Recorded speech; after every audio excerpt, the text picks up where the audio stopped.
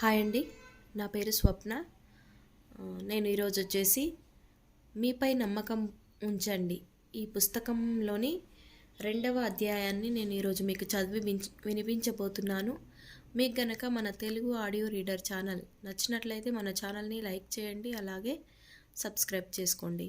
మీకు తెలిసిన వాళ్ళకి ఉపయోగపడుతుంది అనుకుంటే తప్పకుండా మన ఛానల్ని షేర్ చేయండి.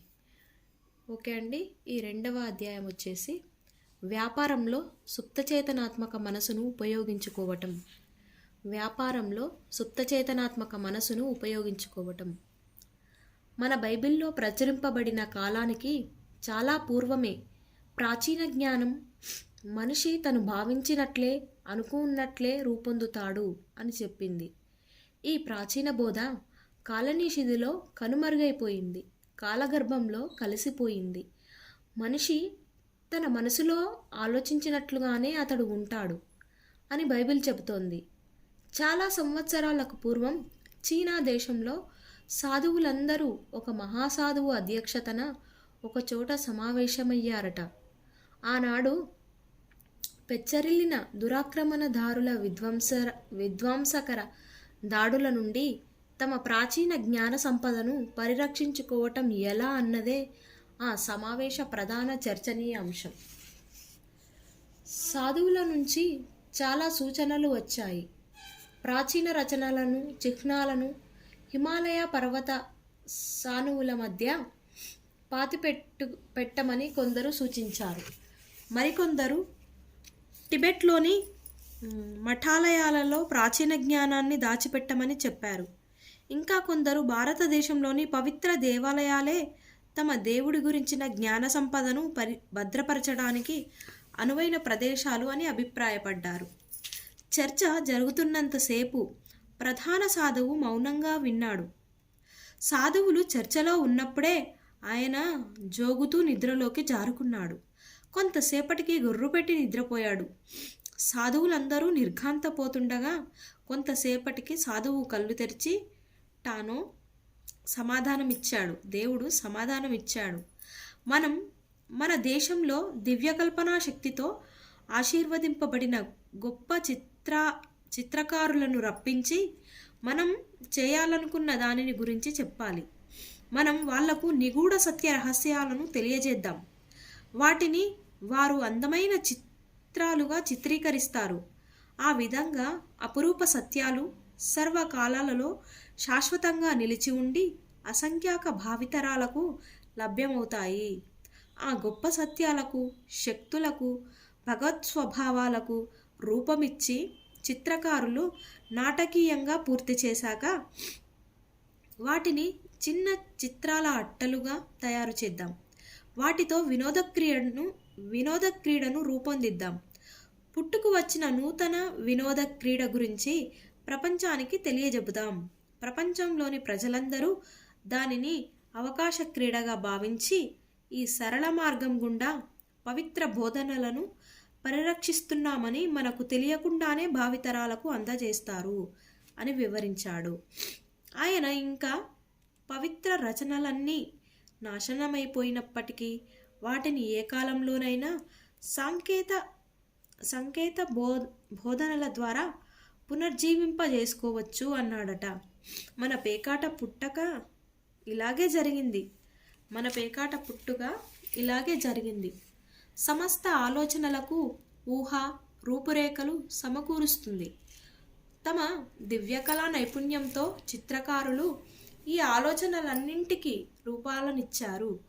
కల్పనాచర్య ద్వారా మీ ఆత్మలోతుల్లో దాగి ఉన్నది రూపం సంతరించుకొని వెలువడుతుంది. మీలో నిక్షిప్తమై నిగూఢంగా ఉన్న దానిని మీ కల్పన ద్వారా ఆలోచనలతో రూపం ఇవ్వబడుతుంది. అంతకుముందు బహిర్గతం కాని వాటిని గురించి దీర్ఘాలోచన చేస్తారు. కొన్ని సరళమైన ఉదాహరణలు తీసుకుందాం. మీకు పెళ్ళి కాబోతున్నది అనుకుందాం. దాని గురించిన స్పష్టమైన వాస్తవిక చిత్రాలు మీ మనసులో కదలాడుతాయి. మీ ఊహాశక్తితో పెళ్ళిని జరిపించే పూజారిని, ఇతరులను చూస్తారు. పూజారి నోటి వెంట వెలువడే ప్రకటనలను, మాటలను మీరు వినగలుగుతారు. పుష్పాలంకరణలతో సహా చూస్తారు. పెళ్లి సంగీతం కూడా వింటారు. మీ వేలికి ఉంగరం ఉన్నట్లు ఊహించుకుంటారు. నయాగర జలపాతానికో యూరప్కో హనీమూన్కు పయనమవుతారు. వీటన్నింటినీ మీ ఊహే మీ ఊహే ప్రదర్శించింది. అదేవిధంగా గ్రాడ్యుయేషన్కి ముందు మీ మనసులో అనేక అందమైన దృశ్య నాటకాలు ఆవిష్కృతమవుతాయి.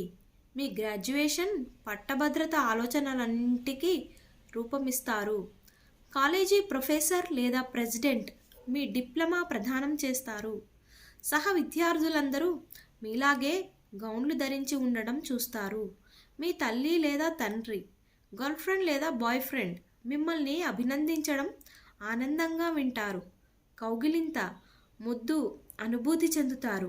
అవన్నీ నిజం, నాటకీయం, ఉద్వేగభరితం, అద్భుతం. శూన్యంలోంచి వచ్చినట్లు మీ మనసుకి స్వేచ్ఛగా రూపాలు వచ్చాయి. అయితే మీరు మీ మనసులో చూసిన రూపాలకు రూపకల్పన చేసి, ప్రాణం పోసి, కదలికలను, స్వరాలను అందించిన శక్తిమంతుడైన అంతర్గత సృష్టికర్త ఉన్నాడన్న విషయం మీకు తెలుసు. దాన్ని అంగీకరించక తప్పదు. ఈ రూపాలు మీతో నీకోసమే మేం జీవిస్తున్నాం అని చెప్పాయి. ఒక యువకుడు సైన్యం నుంచి తిరిగి రావటానికి ముందు మా తల్లిని స్పష్టంగా చూస్తున్నాను. ఆమె నాకు ఆప్యాయంగా స్వాగతం చెప్పడం ఊహించగలుగుతున్నాను. పాత ఇంటిని చూస్తున్నాను. మా తండ్రి పైప్ పీలుస్తున్నాడు.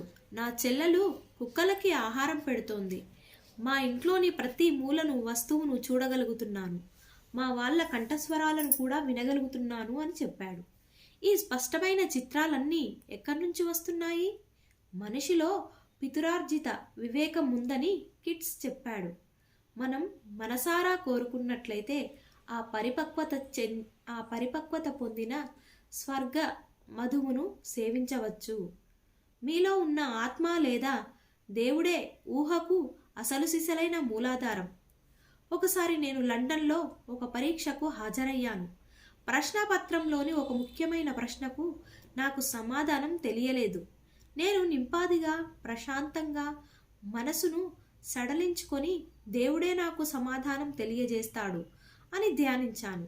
అదే సమయంలో నాకు తెలివైన, సులభమైన ప్రశ్నలకు సమాధానాలు రాస్తూ వచ్చాను.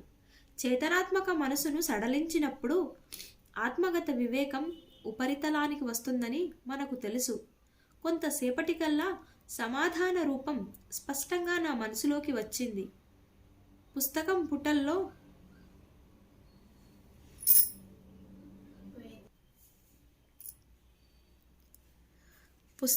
పుటల్లో అక్షరాల్లా పూర్తి సమాధానం మనసులో గ్రాఫ్లాగా రాయబడి ఉంది. నా చేతనాత్మక మనసు లేదా మేధస్సు కన్నా శక్తివంతమైన జ్ఞానం నా ద్వారా మాట్లాడింది. ప్రగాఢమైన మత విశ్వాసం గల 14 ఏళ్ల విద్యార్థి ఒకడు తరచూ నా వద్దకు వచ్చేవాడు. అతడు ఏదైనా సమస్య ఎదురైనప్పుడల్లా యేసుక్రీస్తు తనతో మాట్లాడుతున్నట్లు, తన సమస్యకు పరిష్కారం తెలియజేసి ఏం చేయాలో చెబుతున్నట్లు ఊహించుకునేవాడట. ఒకసారి అతని తల్లికి జబ్బు చేసింది. ఆ కుర్రాడు ఉన్నతమైన ఊహాశక్తి కలిగినవాడు. జ్వరంతో బాధపడుతున్న ఒక పేదరాలిని యేసుక్రీస్తు కాపాడిన ఉదంతాన్ని అతడు అంతకు ముందే చదివి ఉన్నాడు.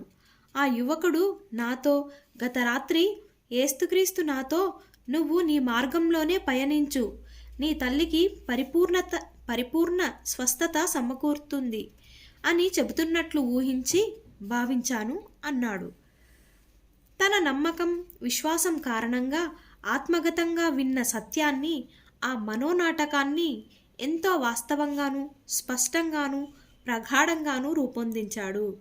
అప్పటి వరకు ఇక ఎలాంటి వైద్యం వల్ల ప్రయోజనం లేదు, నయమవుతుందనే నమ్మకం లేదు అని భావించబడ్డ స్థితిలో ఉన్న అతని తల్లి జబ్బు పూర్తిగా నయమైంది. మనోసూత్రాల విద్యార్థులుగా అసలు ఏం జరిగిందో మీకు తెలుసు. అతడు తన ఊహతో భావోద్వేగంలోకి విద్యుత్తులా ప్రసరించి దాంతో మమేకమయ్యాడు. అతని విశ్వాసం, నమ్మకం ప్రకారం అది అతనికి జరిగింది. ఉన్నది ఒకే ఒక మనస్సు, ఒకే ఒక నయం చేసే సమక్షం. తన తల్లి అనారోగ్య స్థితిని గురించిన నమ్మకాన్ని మార్చుకుని ఆమె సంపూర్ణ ఆరోగ్యవంతురాలని భావించడం వల్ల ఏకకాలంలో పరిపూర్ణ ఆరోగ్యమనే ఆలోచన ఆమె మనసులో పునరుజ్జీవం పొందింది. ఆధ్యాత్మికంగా నయం చేయడం గురించి కానీ, ఊహకు గల శక్తిని గురించి కానీ ఆ యువకుడికి తెలియదు. అయినా తనకు తెలియకుండానే అతడు ఆ సూత్రం పనిచేసేలా చేయగలిగాడు. తను యేసుక్రీస్తుతో మాట్లాడుతున్నప్పుడు తన మనసులో పూర్తిగా విశ్వసించాడు. అతని విశ్వాసం ప్రకారం అతనికి అది జరిగింది. ఒక విషయాన్ని విశ్వసించడం అంటే అది వాస్తవికం అని అంగీకరించడం. 16వ శతాబ్దంలో పారాసెల్సిస్ మీ విశ్వాసం యొక్క విషయం నిజమేనా? మీ విశ్వాసం యొక్క విషయం నిజమైన అబద్ధమైన మీరు ఒకే విధమైన ఫలితాన్ని పొందుతారు అన్నాడు. ఉన్నది ఒకే ఒక ఆధ్యాత్మిక నయం చేసే సూత్రం, ఒకే ఒక నయం చేసే ప్రక్రియ, అదే విశ్వాసం. నీ విశ్వాసం ప్రకారం అది నీకు జరుగుతుంది. నయం చేసే ప్రక్రియలు, విధానాలు, పద్ధతులు చాలా ఉన్నాయి. వాటన్నింటికీ ఫలితాలు లభిస్తాయి.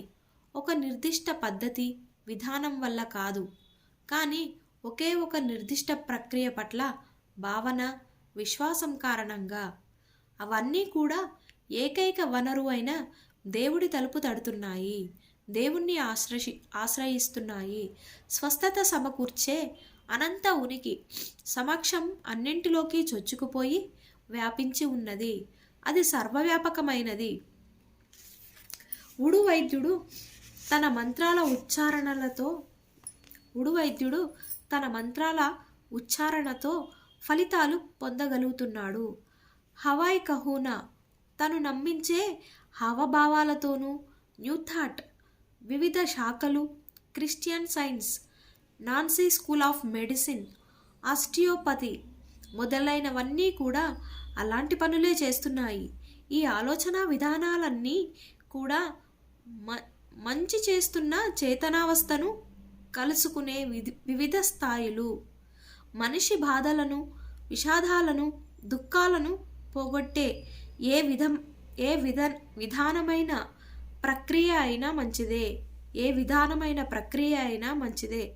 చాలా చర్చిలు చేతులు ఉంచే విధానాన్ని అవలంబిస్తున్నాయి.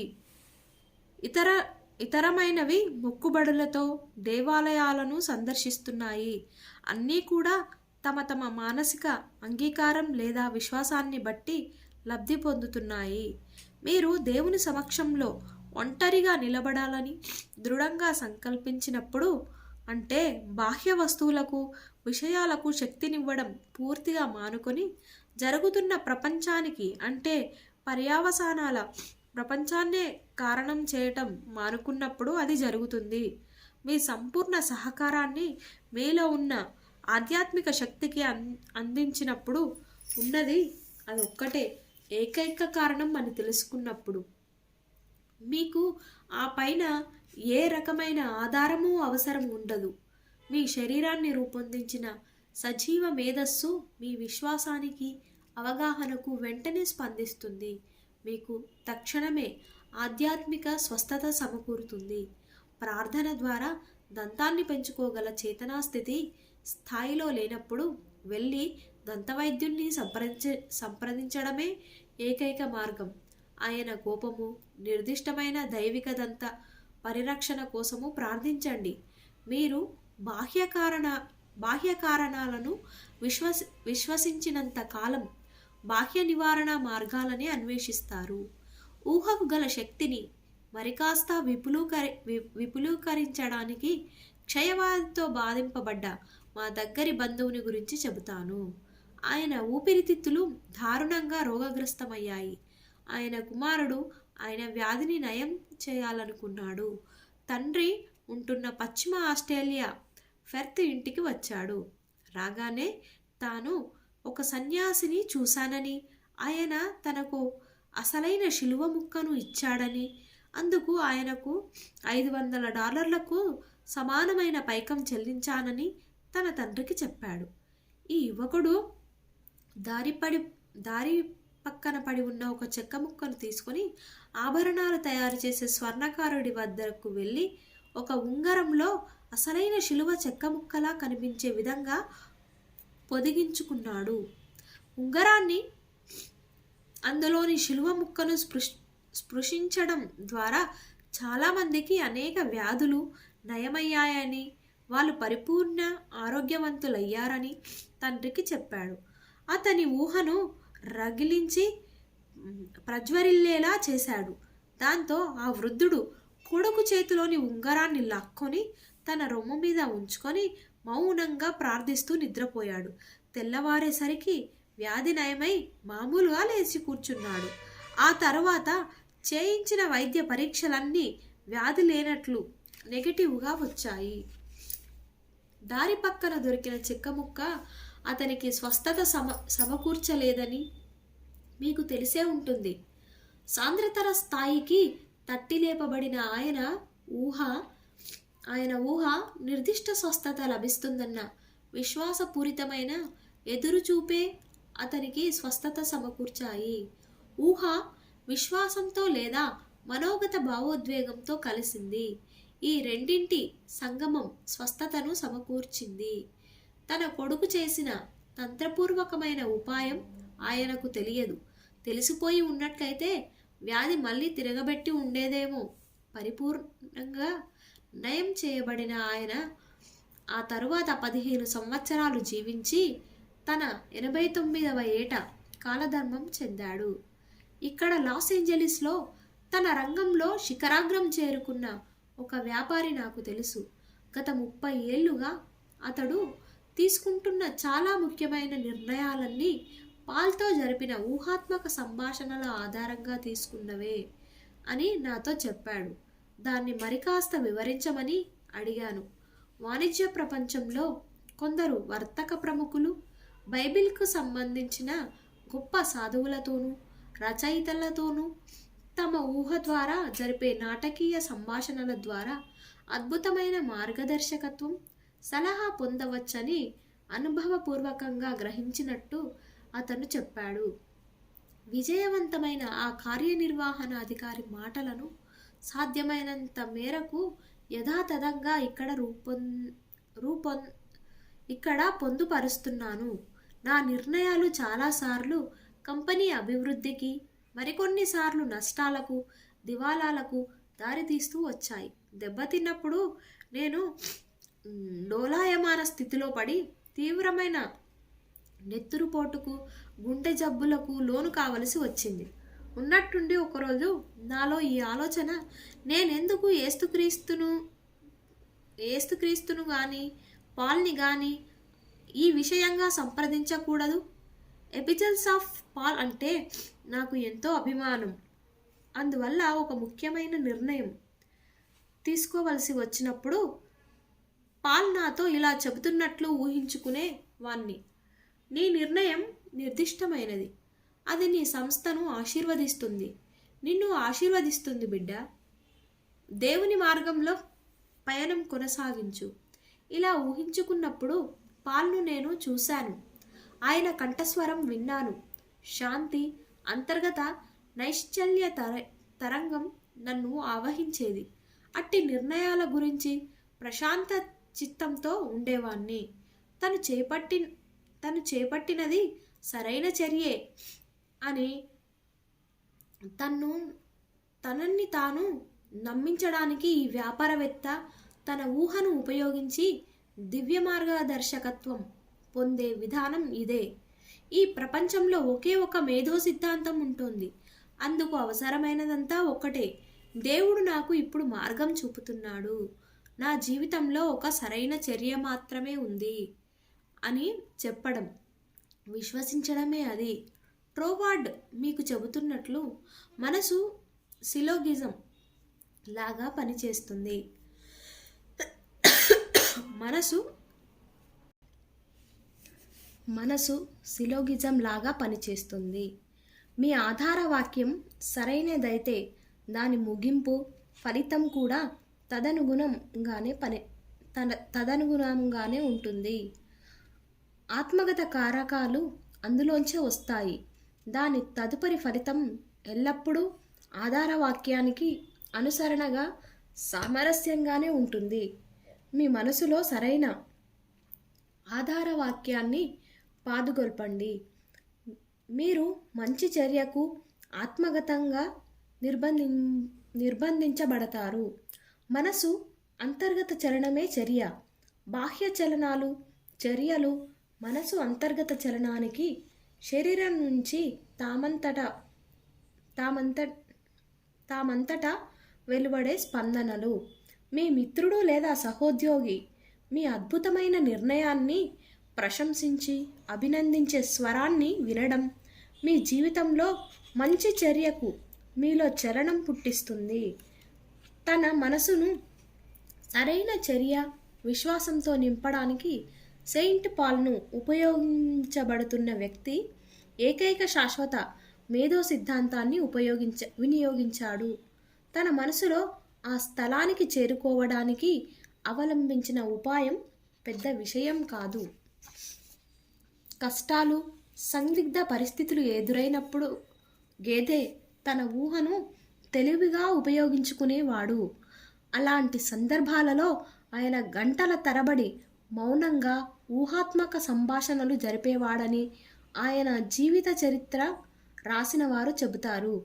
తన మిత్రులలో ఒకరు ఎదుటి కుర్చీలో కూర్చొని తనకు సమాధానాలు ఇస్తున్నట్లు ఊహించడం ఆయన అలవాటు.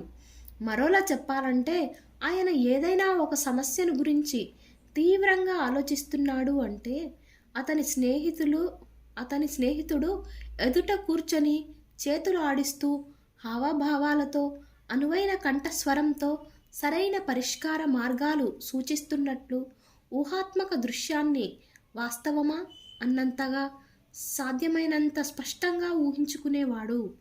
న్యూయార్క్ నగరంలో నేను బాగా ఎరిగిన ఒక స్టాక్ బ్రోకర్ ఉండేవాడు. అతడి సైన్వే హాల్లో నేను నిర్వహించే తరగతులకు హాజరయ్యేవాడు. అతడు ఆర్థిక సమస్యలను పరిష్కరించుకునే పద్ధతి చాలా సరళమైనది. అతడు మనసులోనే కోటీశ్వరుడైన బ్యాంకర్ ఫ్రెండ్తో ఊహా సంభాషణలు జరిపేవాడు. ఆయన ఇతడి తెలివైన నిర్ణయాలను అభినందించేవాడు. రైట్ స్టాక్స్ కొనుగోలు చేసినందుకు మెచ్చుకునేవాడు. ఈ ఊహాత్మక సంభాషణలను అవి తన మనసులో విశ్వరూపంతో స్థిరపడేంత వరకు స్టాక్ బ్రోకర్ నాటకీయంగా కొనసాగించేవాడు. ఊస్పిన్స్కై విద్యార్థి మిస్టర్ నికోల్స్, అంతర్గతంగా మీలో సాగే మాటలను వీక్షించండి, అవి మీ ఉద్దేశంతో అంగీకరించనివ్వండి అని తరచూ చెప్పేవాడు. ఈ బ్రోకర్ అంతర్గతంగా వికసింపచేసే మాటలు, ఉపన్యాసం ఆయన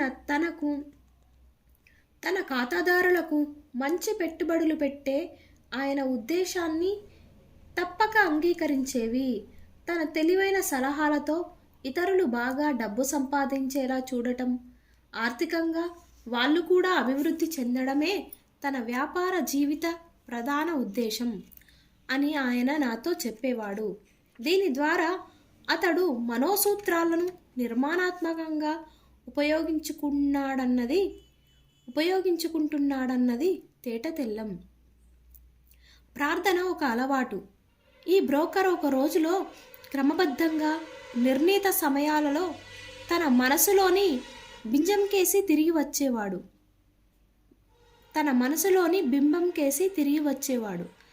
దాన్ని అతడు ప్రగాఢ ఆత్మాశ్రయ విధానంగా తయారు చేశాడు. ఆత్మగతంగా రూపం దాల్చినవి క్రమంగా వస్తుగతంగా అభివ్యక్తమయ్యేవి. అది మనోకుహరంలో అభివృద్ధి చెందిన సుస్థిర మానసిక చలనచిత్రం. తరచూ మీ మానసిక చలనచిత్రాన్ని ప్రదర్శించుకోండి. అది మీ మనోయావనిక మీద తరచూ ప్రజ్వలించేలా చూసుకోండి. క్రమక్రమంగా అది తప్పనిసరి అలవాటు విధానంగా రూపొందుతుంది. మీరు మీ మనోనేత్రంతో తిలకించే అంతర్గత చలనచిత్రం వెలుపల బాహటంగా రూపం దాల్చుతుంది. అతడు లేని వాటిని అప్పటికే ఉన్నట్లు పిలుస్తాడు. అదృశ్యంగా ఉన్నవి దృశ్యమానమవుతాయి. కనిపించనివి కనిపిస్తాయి. తాము ఊహించినవి నిజమని, భావోద్వేగం చెందినవన్నీ జరిగి తీరుతాయన్న నమ్మకంతోనే చాలామంది తమ సందిగ్ధావస్థలను, సమస్యలను తమ ఊహలను ఉపయోగించే పరిష్కరించుకుంటారు. కొంతకాలం క్రితం ఒక యువతి ఒకానొక సంక్లిష్టమైన వాద్యంలో ఇరుక్కుని 5 ఏళ్ల పాటు బయటపడలేకపోయింది. వాయిదా తర్వాత వాయిదా తప్ప ఎంతకూ పరిష్కారం కనిపించలేదు. పరిష్కారానికి నేనొక సూచన చేశాను. ఆమె దానిని అలాగే అమలు చేసింది. ఆ సూచన ప్రకారం ఆమె తనకు సాధ్యమైనంత స్పష్టంగా ఫలితం గురించి న్యాయవాదితో సజీవ సంభాషణను నాటకీయం చేసింది. ఆమె అతన్ని కొన్ని ప్రశ్నలు అడుగుతుంది. వాటికి అతడు సరైన సమాధానాలు ఇస్తాడు. ఆ తర్వాత ఆమె మొత్తం మాటలను ఏళ్ల క్రిందట ఫ్రెంచి స్కూల్ ఆఫ్ థెరపిటిక్స్ సూచించిన విధంగా ఒక చిన్న మాటల్లో క్లుప్తీకరించింది. ఆ మాటను న్యాయవాది ఆమెతో మళ్ళీ చెబుతూ ఉండాలి. ఆమె చెప్పిన మాట ఇది: నిర్దిష్టమైన సామరస్య పరిష్కారం లభించింది. మొత్తం వాద్యం న్యాయస్థానానికి వెలుపల పరిష్కరించబడింది. తనకు సమయం దొరికినప్పుడల్లా ఆమె ఆ మానసిక చిత్రం కేసి చూడసాగింది. రెస్టారెంట్లో కాఫీ కోసం వేచి ఉన్నప్పుడు ఆ మానసిక చిత్రాన్ని సైగలు, స్వరాలు, శబ్ద పరికరంతో సహా నడిపించి తిలకించేది. ఆమె న్యాయవాది కంఠస్వరాన్ని, చిరునవ్వును, హావభావాలను సులభంగా ఊహించుకోగలిగేది. ఆ చిత్రం తన ఆత్మగత విధానంగా క్రమబద్ధంగా నడిపించేంత వరకు ఆ చిత్రం ఆమె మనసులో పదే పదే కదలాడసాగింది. అది ఆమె మనసులో లిఖించబడింది. లేదా బైబిల్ చెప్పే విధంగా అది ఆమె హృదయంలో లిఖించబడి అంతర్భాగాలలో చెక్కబడింది. ఆమె అంతిమ నిర్ణయం ఇది దేవుడి చర్య, అంటే సర్వతోముఖ సామరస్యం, శాంతి. సామరస్యం దేవుడిది. చట్టవాద్యంలో మీకు కావలసింది సామరస్యపూర్వకమైన పరిష్కారం. ఊహా విజ్ఞాన శాస్త్రంలో మీరు మొట్టమొదటి మీ ఊహకు క్రమశిక్షణనివ్వడం ప్రారంభించాలి. దాన్ని అటూ ఇటూ పరుగెత్తనివ్వకూడదు. విజ్ఞాన శాస్త్రం స్వచ్ఛతను కోరుకుంటుంది. నైర్మల్యాన్ని నొక్కి వక్కానిస్తుంది. మీకు రసాయనికంగా స్వచ్ఛమైన ఉత్పాదన కావాలంటే మొదట అందులోని ఇతరమైన వాటిని, అదనంగా ఉన్న ద్రవ్యాలను తొలగించాలి. అంటే అనవసరమైన వాటిని ఖచ్చితంగా వేరుగా విడదీసి దూరంగా గిరవాటేయాలి.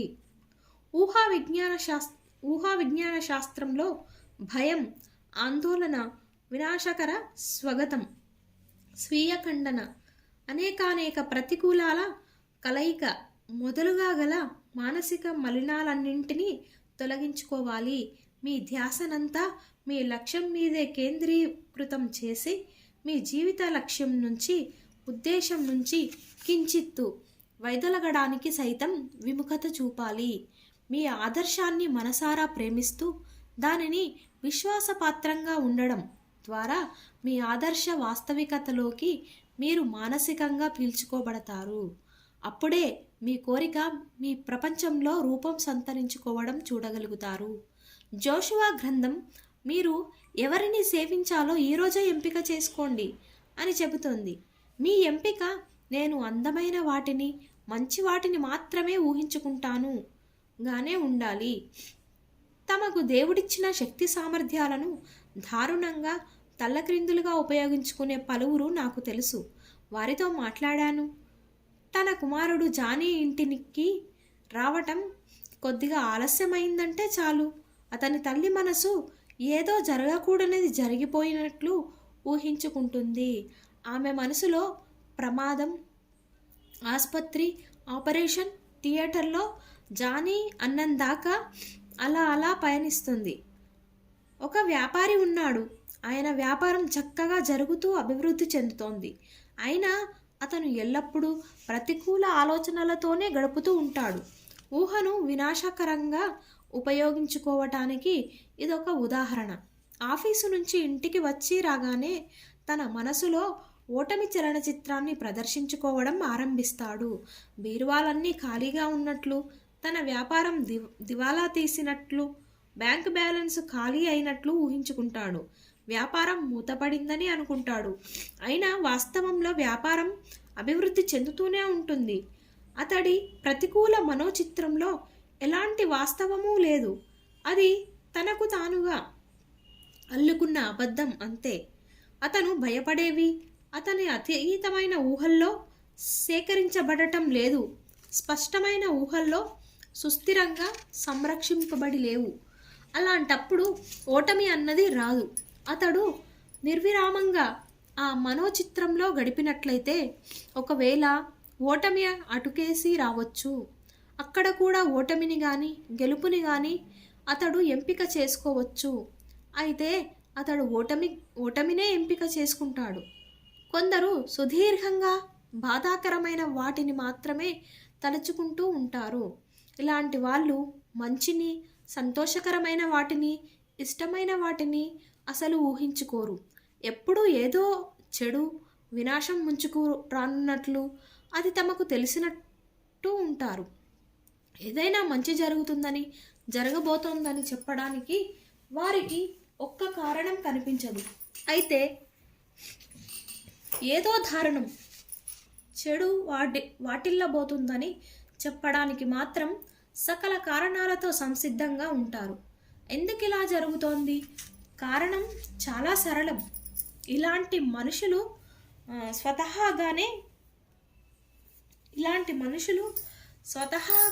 స్వతహాగానే ప్రతికూల మనస్తత్వం కలిగినవారు. వారి ఆలోచనలు చాలా వరకు ప్రతికూలంగాను, గందరగోళంగాను, వినాశకరంగాను, చిత్ర స్వభావంతోనూ ఉంటాయి. ఈ ప్రతికూల ఆలోచన విధానానికి అలవాటు పడటంతో వారు తమ సుప్త చేతనాత్మక మనసును ప్రతికూలంగా ప్రభావితం చేస్తారు. వారి ప్రబల మనోస్థితులు, భావోద్వేగాల చేత వారి ఊహలు కట్టడి చేయబడతాయి. అందువల్లే వారు తమకు ఎంతో ప్రియమైన వారి గురించి సైతం చెడునే ఊహించుకుంటారు. ఉదాహరణకి అలాంటి వారి అబ్బాయి ఒకడు సైన్యంలో ఉన్నాడనుకుందాం. వాడికి జలుబు చేస్తుందని, మద్యానికి బానిస అవుతాడని, నైతికంగా పతనమైపోతాడని, అతడు ఎదురుదాడిలో ఉన్నట్లయితే కాల్చబడతాడని, ఇలా అన్ని వినాశకర ఆలోచనలే వారి మనసును ఆక్రమిస్తాయి. అలవాటుకు మనసు మీద ఉన్న మనోవశ్యం చేసే స్వభావం కారణంగా ఇలా జరుగుతుంది. వారి ప్రార్థనలు చెల్లుబాటు కాని డొల్లలుగా నిష్ప్రయోజనమవుతాయి. ఇప్పుడు ఎంపిక చేసుకోండి. నిర్మాణాత్మకంగాను, సామరస్యంగాను ఆలోచించడం ఆరంభించండి. ఆలోచించడం అంటే మాట్లాడటం. మీ ఆలోచనే మీ మాట. మీ మాటలు తేనెపట్టులా, చెవులకు తీయగా, మీ ఎముకలకు ఆహ్లాదంగా, హాయిగా ఉండనివ్వండి. మీ మాటలను వెండి చిత్రాలలో బంగారు పల్లలా ఉండనివ్వండి. వర్తమానం ఎదుగుదలే భవిష్యత్తు. కనిపించని మీ మాటలు కనిపిస్తాయి. అదృశ్యంగా ఉన్నవి దృశ్యమానమవుతాయి. మీ మాటలు చెవులకు ఇంపుగా ఉంటున్నాయా? మీ అంతర్గత ఉపన్యాసం ఈ క్షణంలో ఎలా ఉంటోంది? ఎవ్వరు మిమ్మల్ని వినలేరు. అది మీకే సొంతమైన నిశ్శబ్ద ఆలోచన. బహుశా మీరు మీతో, నా వల్ల కాదు, అది అసాధ్యం, నేను మరీ వృద్ధుణ్ణి, నాకు అలాంటి అవకాశం ఉంటుంది. నాకు ఎలాంటి అవకాశం ఉంటుంది? మేరీ వల్ల అది అవుతుంది. అయితే నా వల్ల కాదు. నా దగ్గర డబ్బులు లేవు. నాకు ఆ శక్తి లేదు. నేను కొనలేను. ప్రయత్నించాను కానీ ప్రయోజనం లేదు అని చెబుతున్నప్పుడు మీ మాటలు తేనెపట్టుల్లా లేవు. అవి చెవులకు తీయగా లేవు. అవి మిమ్మల్ని పైకెత్తడం లేదు. స్ఫూర్తినివ్వటం లేదు. ప్రేరణనివ్వటం లేదు. ఊస్పెన్ స్కై ఊస్పెన్ స్కై అంతర్గత భాషణల, సంభాషణల, ఉపన్యాసాల ప్రాముఖ్యతను ఎల్లప్పుడూ నొక్కి వక్కానించేవాడు. వాస్తవానికి అది లోపల మీరు ఎలా ఉన్నారని తెలుసుకునే మార్గం. ఎందుకంటే అంతర్గతం బాహ్యాన్ని ప్రతిబింబిస్తుంది. మీ అంతర్గత ఉపన్యాసం మీ అస్థికలకు హాయిగా ఉందా? అది మీకు ఉద్దీపనం కలిగిస్తోందా? మిమ్మల్ని సంతోషపరుస్తోందా? అస్థికలు ఆధారానికి, సౌష్ఠవానికి ప్రతీకలు. మీ అంతర్గత భాషణ మిమ్మల్ని సుదృఢపరిచి బలోపేతం చేయాలి. అయితే మాట నీకు మరీ చేరువల్లో, నీ నోట్లో, నీ హృదయంలో ఉంది. నువ్వు దానిని చేయవచ్చు. చూడు, నేను ఈరోజు జీవాన్ని, మంచిని, మరణాన్ని, చెడుని నీ ముందుంచాను. ఇప్పుడు దీనిని బుద్ధిపూర్వకంగా చెప్పడానికి ఆదేశించండి. ఈ క్షణం నుంచి ముందుకే స్వస్థత సమకూర్చే, ఆశీర్వదించే, స్ఫూర్తినిచ్చే, నాకు బలం సమకూర్చే భావాలను, ఆలోచనలను మాత్రమే మానసికంగా ఆశీర్వదించడానికి నా మనసుని అనుమతిస్తాను. ఇప్పటి నుంచి మీ మాటలు వెండి చిత్రాలలోని బంగారు యాపిల్ పళ్ళలా ఉండాలి. యాపిల్ చాలా రుచికరమైన పండు. బంగారం అంటే శక్తి. వెండి చిత్రాలు అంటే బైబిల్లో మీ కోరిక అని అర్థం. అంతా ఎలా ఉండాలనుకుంటున్నారో అది మీ మనసులోని చిత్రం. అది నెరవేరిన మీ కోరిక రూపం. అది నూతన పదవి కావచ్చు, ఆరోగ్యం కావచ్చు, మీ మాటలు, మీ అంతర్గత నిశ్శబ్ద ఆలోచనలు, భావోద్వేగాలు ఇవన్నీ కూడా ఏకీకృతమై వెండి చిత్రంతో అంటే మీ కోరికతో అంగీకరిస్తుంది. కోరిక, భావోద్వేగం ఒకటిగా కలిసిన మానసిక పరిణయం ఫలించిన ప్రార్థన అవుతుంది. బైబిల్ ఊహని అనుసరించడానికి కృతనిశ్చయులు కండి. మీ మాటలు చెవులకు తీయగా ఉండనివ్వండి. ఇప్పుడు మీరు మీ చెవులకు ఏమి అందిస్తున్నారు? మీరు దేనిని వింటున్నారు? మీరు వేటి మీద ధ్యాస ఉంచుతున్నారు? మీ ధ్యాస ఉంచిన వాటికేసే కదులుతారు. అవే మీ అనుభవంలో పెరిగి పెద్దవై అభివృద్ధి చెంది అనేక రెట్లుగా పరిడవిల్లుతాయి. వినడం వల్ల విశ్వాసం వస్తుంది అంటాడు పాల్. దేవుడి గొప్ప సత్యాలను వినండి. ఆయన స్వరాన్ని ఆలకించండి. ఆయన ఏ భాషలో మాట్లాడతాడు? అది గౌలిక్ కాదు, ఫ్రెంచి, ఇటాలియన్ కావు. అయితే విశ్వజనీయమైన భాష లేదా ప్రేమ, మనోస్థితి, శాంతి, ఆనందం, సామరస్యం, విశ్వాసం, నమ్మకం, ఇంకా సుహృద్భావ స్థితి. ఈ భగవద్గుణాలకు, శక్తిజనకాలకు మీ చెవులను అప్పగించండి. మానసికంగా ఈ గుణాలను ఆరగించండి. మీరు అలా చేయగా ఆ సానుకూల, సహిష్ణుత గుణాలతో ప్రభావితులవుతారు. ప్రేమ సూత్రం మిమ్మల్ని పరిపాలిస్తుంది. తరచూ చెప్పుకునే ఈ ఉటంకింపును మీరు వినే ఉంటారు. మనిషి దేవుడిలాగే ఆయన ప్రతిబింబంగా తయారు చేయబడ్డాడు. దీని అర్థం మీ మనసు దేవుడి మనసు. ఎందుకంటే ఉన్నది ఒకటే మనసు గనక. మీ ఆత్మ దేవుడి ఆత్మ గనక దేవుడు సృష్టించిన విధంగానే, అచ్చం దేవుడు సృష్టించే సూత్రం ప్రకారమే మీరు సృష్టిస్తారు. మీ వ్యక్తిగత ప్రపంచం అంటే అనుభవాలు, పరిస్థితులు, పరిసరాలు, ఇంకా శారీరక ఆరోగ్యం, ఆర్థిక స్థితిగతులు, సామాజిక జీవితం మొదలైనవన్నీ కూడా మీ మానసిక బింబాల నుంచే మీలాగే తయారు చేయబడతాయి. ఒకే విధమైన సమాన గుణాలు కలిగినవే పరస్పరం ఆకర్షించుకుంటాయి. మీ ఆలోచనలను, భావోద్వేగాలను, విశ్వాసాలను, అంతర్గత సంభాషణలను మళ్ళీ మీకేసి వెనక్కి ప్రతిబింబించే అద్దమే ప్రపంచం. ఏవో దుష్టశక్తులు మీకు వ్యతిరేకంగా పనిచేస్తున్నట్లు అనుకోవటం ఆరంభించినట్లయితే, లేదా ఏవో దుష్టశక్తులు మిమ్మల్ని వెంటాడుతున్నాయని అనుకున్నట్లయితే, లేదా మీకు వ్యతిరేకంగా ఇతర శక్తులు, మనుషులు పనిచేస్తున్నారని ఆలోచించినట్లయితే, వాటికి తగ్గట్లుగానే మీ లోపలి మనసు ప్రతిస్పందించి మీ మనసులోని ఈ ప్రతికూల చిత్రాలతో, భయాలతో చేతులు కలుపుతాయి. పర్యవసానంగా ప్రతీదీ మీకు వ్యతిరేకంగా ఉన్నట్లు, నక్షత్రాలు సైతం మీకు ప్రతికూలంగా ఉన్నట్లు చెప్పడం ప్రారంభిస్తారు. ఈ స్థితికి మీరు మీ కర్మను, గత జన్మలను లేదా ఏవో భూతాన్ని కూడా నిందించవచ్చు. నిజానికి ఉన్న ఏకైక పాపం అజ్ఞానం. బాధ శిక్ష కాదు, అది మీ అంతర్గత శక్తిని దురుపయోగం చేసుకున్న దాని పర్యవసానం. ఉన్నది ఏకైక ఆధ్యాత్మిక శక్తి అన్న సత్యాన్ని గుర్తించి తెలుసుకోవడానికి ఏకైక సత్యం కేసి తిరిగి రండి.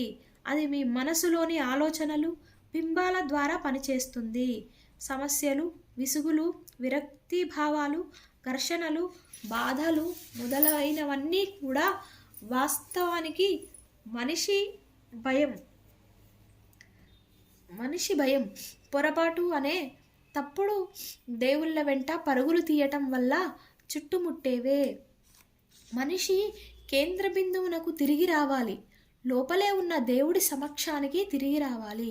మీ లోపలే ఉన్న ఆధ్యాత్మిక శక్తి, సర్వజీవ సిద్ధాంతం యొక్క సార్వభౌమత్యాన్ని, అధికారాన్ని ఇప్పుడే దృఢంగా అంగీకరించండి. దివ్య మార్గదర్శకత్వం, శక్తి, పుష్టి, శాంతి కోసం చేతులు సాచండి. దానికి తగ్గట్లు ఆ శక్తి స్పందిస్తుంది. ఒక భావాన్ని లేదా మానసిక బింబాన్ని మీరు సరిగ్గా, సానుకూలంగా మీలోని సుప్తచేతనాత్మక మనసుకు తెలియజేయటం ఎలాగో ఇప్పుడు మీకు చెబుతాను. మనిషి చేతనాత్మక మనసు వ్యక్తిగతమైనది, ఎంపిక చేసుకునేది. అది ఒక విషయాన్ని విచారణ జరిపి, ఎన్నుకొని, బేరీజు వేసి, విశ్లేషించి చిన్న చిన్న ముక్కలు చేస్తుంది. ఆగమన నిగమన తర్కాలు దానికి చేతనమవుతుంది. ఆత్మగతమైన లేదా సుప్తచేతనాత్మకమైన మనసు చేతనాత్మకమైన మనసుకు లోబడి ఉంటుంది. దాన్ని చేతనాత్మక మనసుకు సేవకుడు అని కూడా చెప్పవచ్చు. చేతనాత్మక మనసు ఆజ్ఞలను సుప్తచేతనాత్మక మనసు పాటిస్తుంది. మీ చేతనాత్మక ఆలోచనకు శక్తి ఉంది. మీకు పరిచయమవుతున్న శక్తి ఆలోచన. మీకు పరిచయమున్న శక్తి ఆలోచన. మీ ఆలోచనకు వెనుక మనసు ఉంది. అదే ఆత్మ లేదా దేవుడు. కేంద్రీకృతం చేయబడి నిర్దేశించబడిన ఆలోచనలు ఆత్మాశ్రయ స్థాయిలను చేరుతాయి. వాటికి ఒక నిర్దిష్ట స్థాయి తీవ్రత ఉండాలి. ఏకాగ్రత ద్వారా తీవ్రత పొందబడుతుంది. ఏకాగ్రతతో కేంద్రీకరించడం అంటే కేంద్రానికి తిరిగి వచ్చి మీ లోపల మందహాసంతో వ్యాపించి ఉన్న అనంత శక్తిని ధ్యానించడం. సమగ్రంగా ఏకాగ్రత సాధించడానికి మీ మనోచక్రాలను తిరగకుండా ఆపి నిలకడ చేసి ప్రశాంతమైన సడలిక మానసిక స్థితిలోకి ప్రవేశించాలి. మీరు మీ మనసుని ఏకాగ్రతం చేసినప్పుడు మీ ధ్యాసనంతా మీ లక్ష్యం మీద, ఆశయం మీద, ఉద్దేశం మీద నిలపడానికి మీ ఆలోచనలను ఒకటిగా సేకరించాలి. ఇప్పుడు మీరు మీ ధ్యాసనంతా, భక్తినంతా సమర్పిస్తున్న మానసిక బింబం కేంద్ర బిందువు వద్ద ఉంటారు. ధ్యాసను కేంద్రీకరించే విధానం ఇంచుమించు సూర్యకిరణాలను భూతద్దంలో కేంద్రీకరించడం లాంటిదే. చెల్లాచెదురుగా పడే సూర్యకిరణాల నుంచి వెలువడే తాప స్పందనలకు, కేంద్రీకరింపబడిన కిరణాల నుంచి వెలువడే తాపస్పందనల ప్రభావాలకు మధ్య ఉన్న తేడాను గమనించవచ్చు. భూతద్దం గుండా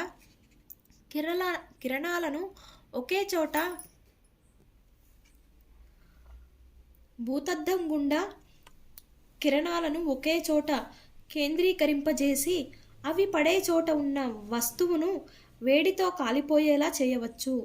మీ మానసిక బింబాల కేంద్రీకరింపబడిన నిలకడగల ధ్యాస కూడా అలాంటి సాంద్రతల తీవ్రతనే సంతరించుకుంటుంది. సుప్త చేతనాత్మక మనసు సున్నిత ఫలకం మీద లోతైన చెరగని ముద్ర వేస్తుంది.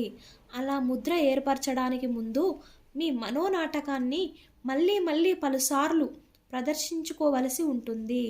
అయినప్పటికీ లోతైన మనసును భావగర్భితం చేసే రహస్యం నిరంతరం నిలకడగా నిలిచే ఊహ మాత్రమే. పగటివేళ మీలో భయం లేదా విచారం పొడసూపిన వెంటనే దృష్టిని మీ మనసులో ఉన్న అందమైన చిత్రం కేసి మళ్లించి మరొక నిర్దిష్ట మానసిక సిద్ధాంతాన్ని పనిచేయిస్తున్నట్లు అది ఇప్పుడు మీకోసం మీ చీకటి మనోమందిరంలో పనిచేస్తున్నదని గ్రహించి తెలుసుకోవచ్చు. ఇలా చేయటం వల్ల మీరు విత్తనం మొలకెత్తడానికి నీరు పోసి నేలను సారవంతం చేస్తున్నట్లు, అంటే దాని పెరుగుదలను వేగవంతం చేస్తున్నారన్నమాట. మనిషి చేతనాత్మక మనసు మోటారు వంటిది. సుప్త చేతనాత్మకమైన మనసు ఇంజన్ లాంటిది. మీరు మోటారును స్టార్ట్ చేస్తే చాలు, ఇంజను దానంతట అదే పనిచేస్తుంది. సుప్త చేతనాత్మక మనసు శక్తిని తట్టి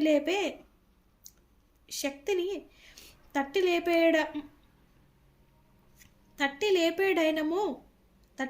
డైనమో. చేతనాత్మకమైన మనసు మీ స్పష్టమైన కోరికను, ఆలోచనను లేదా బింబాన్ని లోతైన మనసుకు చేరనీయడానికి తొలిమెట్టు. శ్వాసను సడలించి మనసును చలనం లేకుండా చేసుకోవటం. ఈ సడలిన నిశ్చలమైన శాంతియుత మనోవైఖరి అనవసరమైన వెలుపలి విషయాలను, తప్పుడు భావాలను అరికట్టి మీ లక్ష్యాన్ని లోపలి మనసు పీల్చుకునేలా చేస్తుంది. ఇంకా ప్రశాంతమైన నిశ్చలమైన గ్రహించే మనసులో ప్రయత్నం కనిష్ట స్థాయికి తగ్గించబడుతుంది. రెండవ మెట్టులో మీరు కోరుకునే వాస్తవికతను ఊహించుకోవడం ప్రారంభిస్తారు. ఉదాహరణకి మీరు ఒక ఇంటిని అమ్మాలనుకుంటున్నారనుకుందాం. ఈ విషయంలో నా స్వానుభవం చెబుతాను. రియల్ ఎస్టేట్ బ్రోకర్లతో విడిగా సంప్రదించినప్పుడు నా సొంత ఇంటిని అమ్మిన పద్ధతిని తెలియజేశాను. వాళ్ళు ఆ పద్ధతిని అమలు చేసి అద్భుతమైన ఫలితాలు పొందగలిగారు. నేను మా ఇంటి ముందున్న గార్డెన్లో అమ్మకం కోసం యజమాని అనే ప్రకటన ఫలకం పెట్టాను. ఆ సైన్ బోర్డు పెట్టిన రెండో రోజు నిద్రపోయే ముందు నేను నాలో నువ్వు ఇల్లుని అమ్మేశావనుకుందాం, ఆ తర్వాత ఏం చేస్తావు అని ప్రశ్నించుకున్నాను. ఆ తర్వాత నా ప్రశ్నకు నేనే సమాధానం చెప్పుకున్నాను. ఆ సైన్ బోర్డును తీసి గ్యారేజ్లో పడేస్తాను. నా కల్పనలో ఆ సైన్ బోర్డును నేల నుంచి ఊడబెరికి భుజాల పైకెత్తుకొని గ్యారేజీకి తీసుకువెళ్ళి దాంతో ఇక నువ్వు అవసరం లేదు అని హాస్యమాడుతూ అక్కడ పడేశాను. ఆ పని అయిపోయిందన్న అంతర్గత సంతృప్తి నాలో ఏర్పడింది.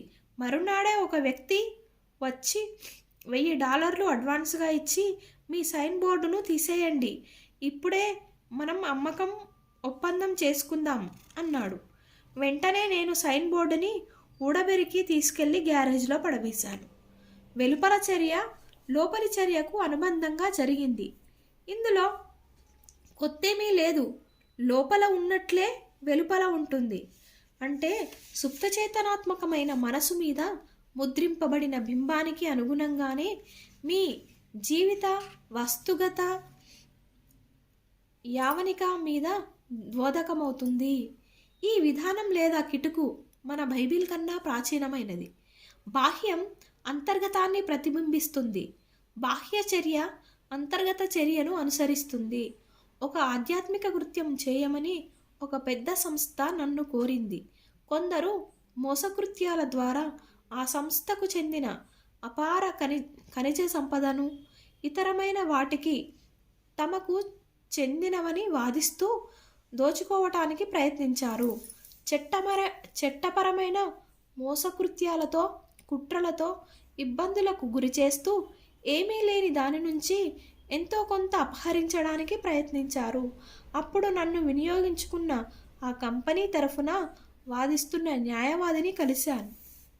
తాను నిర్దిష్టమైన సామరస్య పరిష్కారం సాధించినందుకు కంపెనీ ప్రెసిడెంటు తనను అభినందిస్తున్నట్లు రోజు చాలా సార్లు స్పష్టంగా ఊహించుకోమని సలహా ఇచ్చాడు. అతడు అలాగే చేయడం ప్రారంభించాడు. నిరంతర మానసిక ఆచరణ ద్వారా మనోచిత్రాన్ని స్థిరంగా కలిగి ఉండడంతో ఆత్మగత వివేకం అతనికి కొన్ని సరికొత్త ఆలోచనలు అందించింది. అతనే చెప్పినట్లు అవి శూన్యం నుంచే వచ్చాయి. వాటిని అనుసరించాడు. ఆ తర్వాత త్వరలోనే వ్యాజ్యం ముగించబడింది. ఒక వ్యక్తికి బ్యాంకులో తనఖా ఉండి దానిని విడిపించుకోవటానికి డబ్బులు లేకుంటే అతడు ఈ సూత్రాన్ని విశ్వాసంతో అమలు చేసినట్లయితే సుప్తచేతనాత్మక మనసు అతనికి అవసరమైన డబ్బును ఏర్పాటు చేస్తుంది. ఎలా, ఎప్పుడు, ఏ వనరు గుండా అన్నవి అవసరం లేదు. మీకు తెలియని మార్గాలు ఆత్మగత మనసు కలిగి ఉంటుంది. వాటిని అది త్వరితగతిలో కనుగొంటోంది. మనిషి తన సంక్షేమానికి అవసరమైన వాటన్నింటినీ సమకూర్చడానికి దేవుడు ప్రసాదించిన పరికరాలలో ఇది ఒకటి. తనఖాను విడిపించుకోవడానికి డబ్బులు లేని మనిషి తను అందుకు అవసరమైన చెక్కను లేదా అందుకు అవసరమైన చెక్కును లేదా డబ్బును బ్యాంకుకు చెల్లిస్తున్నట్లు ఊహించుకోవాలి. ముఖ్యమైన అంశం ఏమిటంటే మనోచిత్రంలో లేదా ఊహాత్మక చిత్రంలో అది వాస్తవం, సహజం అన్నంతగా దాని మీద తీవ్రమైన ధ్యాస ఉంచాలి. ఆ ఊహాత్మక నాటకం మీద అతని మనసులో ఉన్న ధ్యాస తీవ్రతకు అనుగుణంగా ఊహాత్మక చర్య సుప్తచేతనాత్మక మనసు బ్యాంకులో డిపాజిట్ చేయబడుతుంది.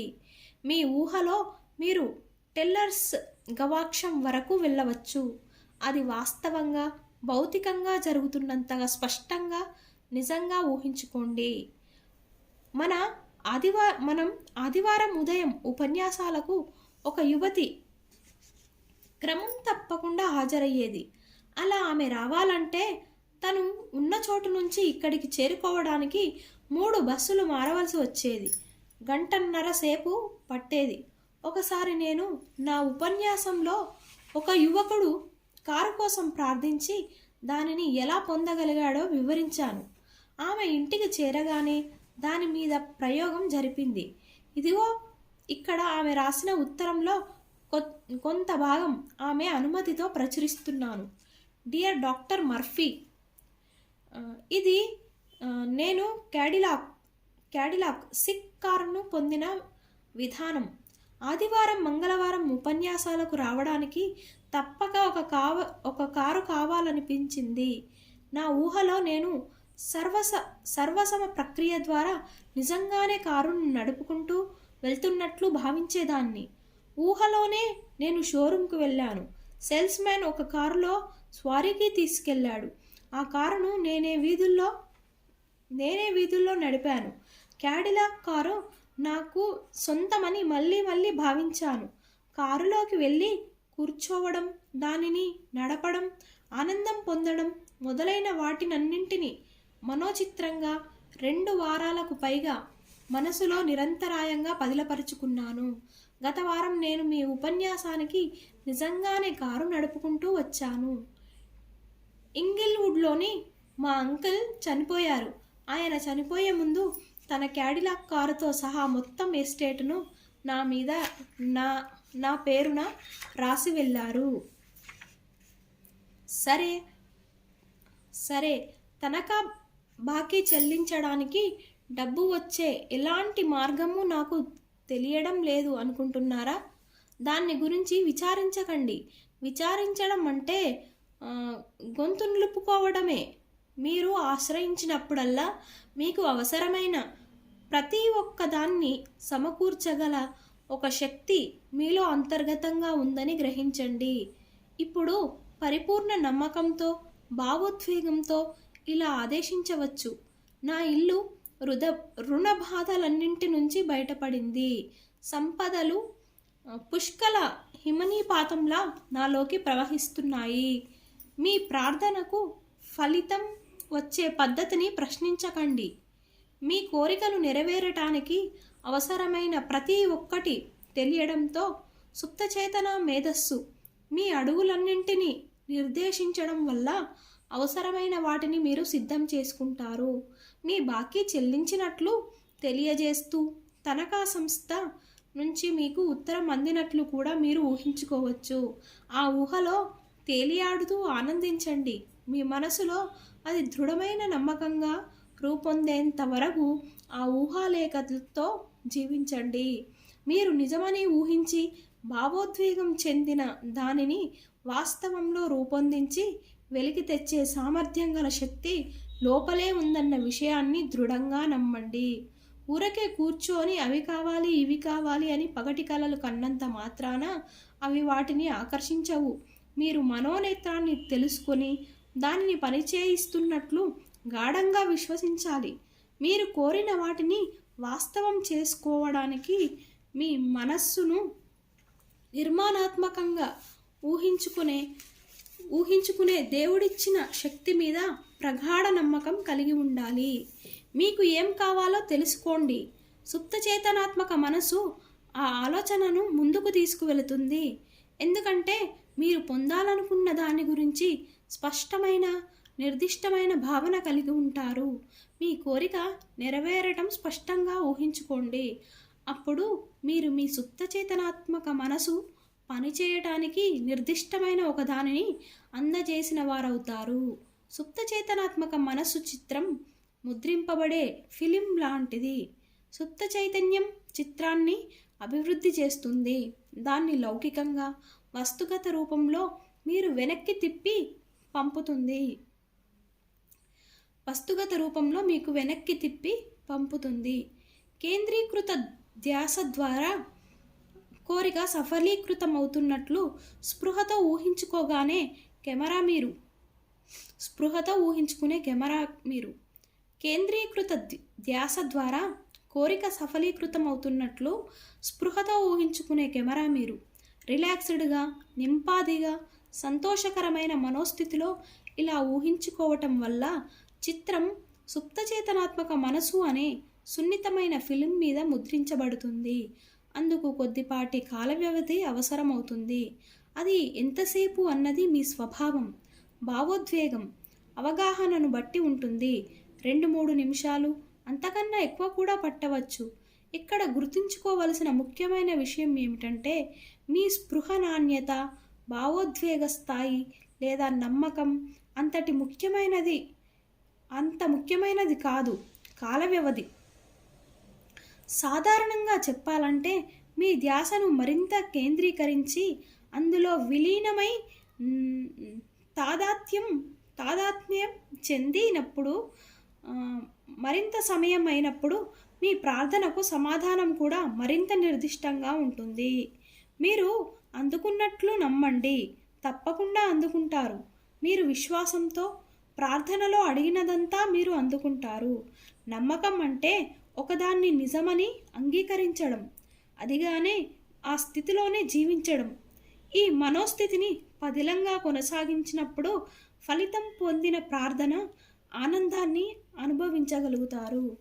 ఓకే ఫ్రెండ్స్, ఇంతటితో మనకి 2వ అధ్యాయం పూర్తయింది ఫ్రెండ్స్. మీకు గనక మన తెలుగు ఆడియో రీడర్ ఛానల్ నచ్చినట్లయితే మన ఛానల్ని లైక్ చేయండి, అలాగే సబ్స్క్రైబ్ చేసుకోండి, మీకు తెలిసిన వాళ్ళకి షేర్ చేయండి. Okay friends, thank you. Wish you wealth.